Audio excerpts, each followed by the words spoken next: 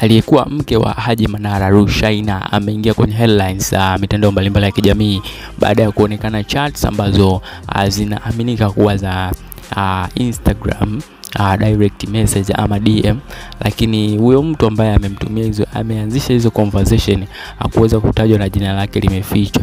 Kwa hiyo chats hizo zinaonekana kuwa na maneno ya kejeli dhidi ya mume wa Hamisa ambaye ni Azizi Ki, na kikubwa ambacho kilikuwa kinazungumzwa pale ni kwamba huyo mtu amemuuliza kwamba huyu nani amemtumia picha ya Azizi Ki akiwa amefanya mdomo kwa namna fulani hivi kama unavyoona kwenye picha hiyo ambayo ina display hapo. Kwa hiyo yeye akasema sitaki kusema sana, lakini huo mdomo ni kama wa Haji Manara ambaye kipindi hicho alikuwa mume wake. Kwa hiyo unaweza kuona ni namna gani ambavyo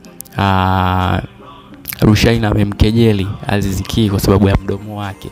Na issue inaendelea kuwa kubwa sana kwa sababu Hamisa Mobeto ameshapata taarifa kupitia Juma Lokole. Amesema kwamba amemtumia hizo chats na amemwambia kwamba marafiki zako wenyewe wanakusema na nini na vitu vingine kama hivyo. Kwa hiyo sasa ukipita kwenye ukurasa wa Instagram wa Hamisa Mobeto uweze kukuta katika idadi ya watu ambao wamewafollow au wamemfollow uweze ukakuta jina la Rushaynah, lakini Rushaynah alikuwa mmoja kati ya marafiki wakubwa sana wa Hamisa, na hata kwenye harusi alikuwa mstari wa mbele kabisa katika kusherehekea na vitu vingine, lakini na moja pia kati ya watu ambao wamependeza zaidi kwenye harusi ile alikuwa ni Rushaynah. Kwa hiyo hii inatupa funzo kwamba marafiki sio watu wa kuamini. Anaweza akawa na wewe bega kwa bega, lakini hapendi unachokifanya na hapendi mafanikio yako ambayo unayapata na yanamkwaza kama ambavyo tumeona hii kwa Rushaynah.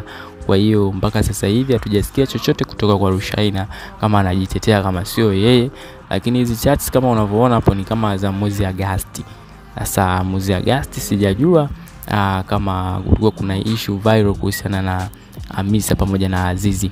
Kwa hiyo tusubiri tuone kwa upande wa Hamisa tumesikia, tumeona na ameandika pia kwenye ukurasa wake wa Instagram, lakini hatujaona upande wa Rushaynah kuweza ku clarify hili jambo. Unazungumziaje story hii? INN TV.